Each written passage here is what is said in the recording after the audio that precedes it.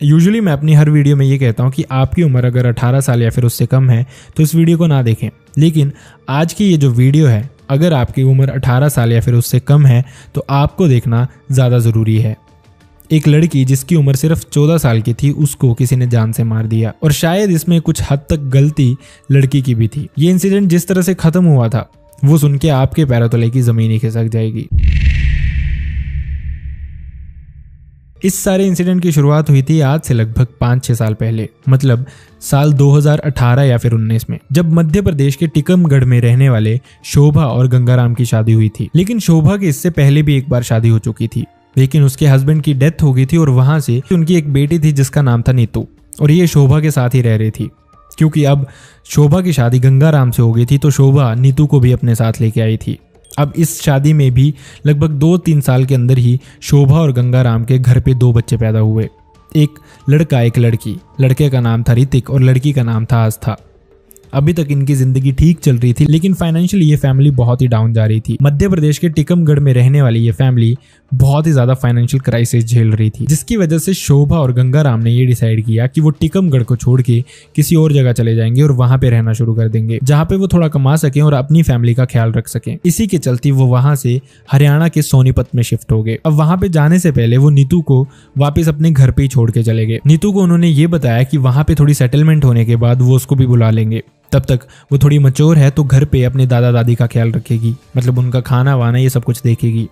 और इसी तरह से नीतू घर पे ख्याल भी रख रही थी अपने दादा दादी का। अब इसके बाद धीरे धीरे 2 साल बीत गए, मतलब 2023 में जब गंगाराम और शोभा की फाइनेंशियल कंडीशन थोड़ी अच्छी हो गई, क्योंकि वहां पे गंगाराम एक मिस्त्री था और वहीं शोभा भी घर पे नहीं बैठी रहती थी, बल्कि वो उसके साथ ही लेबर में काम कर लिया करती थी, जिस वजह से उनकी फाइनेंशियल कंडीशन बेटर होती जा रही थी। तो उन्होंने प्लान किया 2023 में कि वो नीतू को भी अपने पास बुला लेंगे, क्योंकि उनका फाइनेंशियल सिस्टम अब अच्छा चल रहा था। और वैसे भी जब नीतू यहाँ पे आएगी तो नीतू उनका खाना वाना बनाने में हेल्प कर दिया करेगी, जिस वजह से शोभा गंगाराम के साथ जाके पैसे कमा सकती है।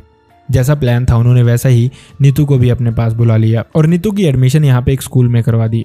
अब सुबह नीतू खाना बनाती सबके लिए, उसके बाद स्कूल चली जाती। स्कूल से आके वो फिर से सबके लिए खाना बनाती और इस तरह से इनकी फैमिली का सिस्टम अब बढ़िया हो गया था। मतलब दोनों हस्बैंड वाइफ शोभा और गंगाराम कमा रहे थे और घर पे खाना वाना बनाने के लिए भी एक बेटी थी। इसके बाद सब बढ़िया चल रहा था। मतलब जो भी सोनीपत में इनके सराउंडिंग लोग रहते थे वो इस फैमिली को काफी अच्छे से जानने लग पड़े थे, क्योंकि इनको यहाँ पे लगभग 2 से 2.5 साल हो गए थे और हर इंसान इस फैमिली को अच्छी रिस्पेक्टफुल नज़रों से देखता था। जिस तरह से उनका रहना सहना था, जिस तरह से वो दोनों काम करते थे, सब बढ़िया जा रहा था। लेकिन एक ब्लैक डे इस फैमिली के लिए आया। ये टाइम था 30 अप्रैल का, जब नीतू 7th क्लास में हुई थी।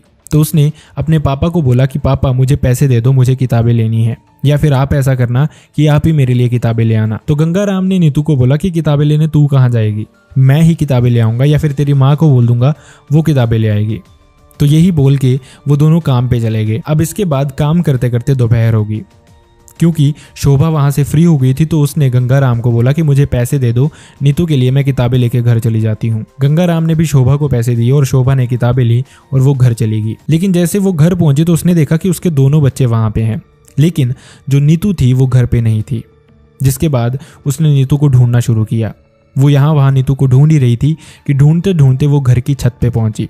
छत पे जो उसने देखा वो मंजर बहुत ही ज्यादा भयानक था। नीतू छत पे बेहोश पड़ी हुई थी और उसको देख के ऐसा लग रहा था कि उसके साथ कुछ ना कुछ गलत तो जरूर हुआ है। तो ये देखते ही शोभा बहुत जोर से चीखने लग पड़ी और रोने लग पड़ी। ये आवाजें सुन के सारे अड़ोसी पड़ोसी वहां पे पहुंचे। जब उन्होंने ये मंजर देखा तो वो भी बहुत ही ज्यादा चौंक गए। अब इसके बाद उन्होंने फटाफट से नीतू को उठाया और वो उसको हॉस्पिटल लेके गए, जो उनके घर के पास ही था। लेकिन वहां पे पहुंचते ही डॉक्टर ने उनको बताया कि नीतू की जान जा चुकी है। लेकिन इतने में ही हॉस्पिटल से ही किसी ने पुलिस को कॉल कर दी थी, जिसके बाद पुलिस भी हॉस्पिटल में पहुंची और उन्होंने गंगाराम और शोभा से पूछताछ करनी शुरू कर दी इसके रिगार्डिंग। उन्होंने गंगाराम और शोभा से ये पूछा कि अगर उनको किसी पे डाउट है, अगर वो चाहते हैं इसके अगेंस्ट केस फाइल करना, तो वो अभी कर सकते हैं हमें सब कुछ बता के। लेकिन वहीं शोभा ने कहा कि जिसने जाना था वो जा चुका है, चाहे बीमारी की वजह से चाहे नेचुरल डेथ। हम इसके लिए कोई केस नहीं करना चाहते और ना ही हम पुलिस के चक्कर लगा सकते हैं बार बार, क्योंकि हमारे घर पे 2 बच्चे हैं और अगर हम पुलिस स्टेशन के चक्कर लगाते रहेंगे तो कमा के इनको कौन खिलाएगा। पुलिस वालों को भी ये बात काफी जायज लगी और पुलिस वालों ने उनको बोला कि आप रिटर्न में दे दीजिए कि आप केस नहीं फाइल करना चाहते। तो गंगाराम और शोभा ने ऐसा ही किया। उन्होंने रिटर्न में पुलिस को लिख के दे दिया, जिसके बाद सारी की सारी फॉर्मेलिटीज होगी और जो नीतू की बॉडी थी वो पैक हो रही थी घर जाने के लिए। लेकिन इतने में ही जो डॉक्टर था हॉस्पिटल का, उसने बॉडी को देखा और इस डॉक्टर ने पुलिस वालों को ये बताया कि हो ना हो, डॉक्टर का एक्सपीरियंस ये बताता है कि इस लड़की का मर्डर हुआ है और शायद मर्डर होने से पहले इसके साथ किसी ने भी किया है। मतलब जिस तरह से नीतू के कपड़ों की हालत थी और जैसा उसकी सिचुएशन देख के लग रहा था। अब पुलिस वाले सोच ही रहे थे कि वो इस पे क्या करें कि वहीं पे मीडिया भी इकट्ठी हो चुकी थी। धीरे धीरे मीडिया को भी इसके बारे में पता चल गया कि शायद लड़की का मर्डर हुआ है और उससे पहले इसके साथ कुछ गलत भी हुआ है। ये बात धीरे धीरे न्यूज चैनल्स तक पहुंच गई, जहां से लोगों को इस बारे में सब कुछ बढ़ा चढ़ा के बताया गया। अब जब पुलिस को इसके बारे में पता चला कि काफी लोग इस चीज के बारे में अवेयर हो गए हैं, तो उनको भी लगा कि अगर पेरेंट्स ना भी चाहते हैं तो भी हमें ये केस फाइल करना ही पड़ेगा, क्योंकि हो सकता है फ्यूचर में उनको इसके कॉन्सिक्वेंसेस झेलने पड़े। इस वजह से पुलिस ने पेरेंट्स के ना चाहते हुए भी ये केस फाइल किया और सबसे पहले उन्होंने पेरेंट्स से ही पूछताछ की। पेरेंट्स ने ये बताया कि उन्हें किसी पे भी डाउट नहीं है, यहाँ पे उनके सब वेल विशर्स ही हैं और कोई भी उनके सराउंडिंग का या फिर फैमिली का ऐसा नहीं कर सकता। तो अब पुलिस को समझना है कि वो क्या करें। इसके बाद पुलिस ने जो उनका ओनर था भगत सिंह नाम का, तो पुलिस ने उससे भी पूछताछ करनी शुरू की। तो उसने बताया कि उसके सामने बाहर से कोई भी इंसान इनके घर पे नहीं आया, सिर्फ फैमिली मेंबर्स का ही आना जाना रहा है। अब पुलिस को पेरेंट्स पे थोड़ा डाउट होने लगा, क्योंकि पेरेंट्स ये केस फाइल करने से भी मना कर रहे थे और उनको किसी पे डाउट भी नहीं था। ये पॉसिबल कैसे था कि उनके बच्चे के साथ घर पे कुछ ऐसा हो जाए और पेरेंट्स को कुछ पता तक ना हो। अब इसके बाद पुलिस वालों ने पेरेंट्स से फिर से पूछताछ करना शुरू की। उनको लगने लग गया कि शायद ये जो कुछ भी बोल रहे हैं उसमें कुछ तो झूठ जरूर है। जिसके बाद पुलिस वालों ने दोनों को रिमांड पे लिया और वहां पे इन दोनों पेरेंट्स ने सच्चाई बताई और ये जो सच्चाई थी सबका दिल दहलाने वाली थी। असल में उन्होंने बताया कि नीतू जब अपने दादा दादी के पास भी रह रही थी, मतलब वो जब क्लास 6th में थी, तब ही उसका एक लड़के के साथ अफेयर शुरू हो गया था और वो बहुत फ्रीक्वेंटली काफी लड़कों से बातचीत करती थी, जिसके बारे में उसके दादा दादी को भी लोगों ने बताया था। लेकिन दादा दादी ये कह के बात टाल दिया करते थे कि ये सिर्फ 13 साल की बच्ची है, क्या ही करेगी। लेकिन उनको पता नहीं था कि नीतू के इंटेंशंस क्या थे। अब इसके बाद जब नीतू सोनीपत आ गई थी, तो यहाँ पे भी उसने ये काम करने बंद नहीं किए थे। मतलब जो पड़ोसियों के लड़के थे, नीतू उनसे बातें करती थी और समटाइम्स तो शोभा ने नीतू को किसी से फोन पे बात करते हुए भी देखा। ये जो फोन था ये नीतू को उन्होंने नहीं दिलाया था। तो सोचने वाली बात ये थी कि आखिरकार नीतू के पास ये फोन आया कहाँ से। इसके बाद शोभा ने नीतू को काफी बार लड़कों से बात करते हुए पकड़ा और उसने नीतू को पीटा भी, प्यार से समझाया भी काफी बार कि ये सब करने की तेरी अभी उम्र नहीं है, ये काम छोड़ दे और पढ़ाई पे ध्यान दे। जब भी शोभा नीतू को ये बोलती थी तो नीतू मान जाती थी, लेकिन इसके बाद भी नीतू के पास कहाँ से फोन आ जाता किसी को पता नहीं चलता था। नीतू अपना फोन छुपाती भी ऐसी जगह पे थी जहाँ पे गंगाराम को तो शक हो ही ना पाए, लेकिन शोभा को इसके बारे में पता रहता था। शोभा उसका फोन छुपा देती थी, लेकिन अगले ही दिन नीतू और फोन लेके आ जाती थी और वो हमेशा किसी और लड़के से ही बात कर रही होती थी। शोभा की माने तो नीतू ने 1.5 महीने के अंदर ही लगभग 50 से ज्यादा लड़कों से बात की थी और शोभा उसको हर बार समझाती, लेकिन नीतू हर बार सेम ही चीज करती, शोभा को मना करने के बाद भी। अब शोभा को लगा कि शायद ये मामला उसके हाथ से निकल चुका है, तो उसने गंगाराम को भी बताया। अब जब गंगाराम ने नीतू को डांटना शुरू किया तो नीतू पलट के उसको जवाब देने लग पड़ी कि तुम कौन होते हो मुझे रोकने वाले, मेरा जो मन आएगा वो मैं करूंगी। गंगाराम और शोभा ने नीतू को काफी बार पीटा भी।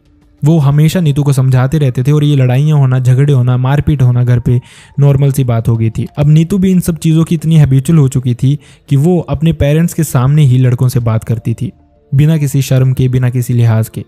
ये मामला बढ़ता ही जा रहा था। अब फाइनली 2023 में 29 अप्रैल की वो रात थी जहां से ये भयंकर क्राइम शुरू हुआ। 29 अप्रैल की रात को जब ये फैमिली डिनर कर रही थी तो तब भी नीतू लड़कों से बात कर रही थी।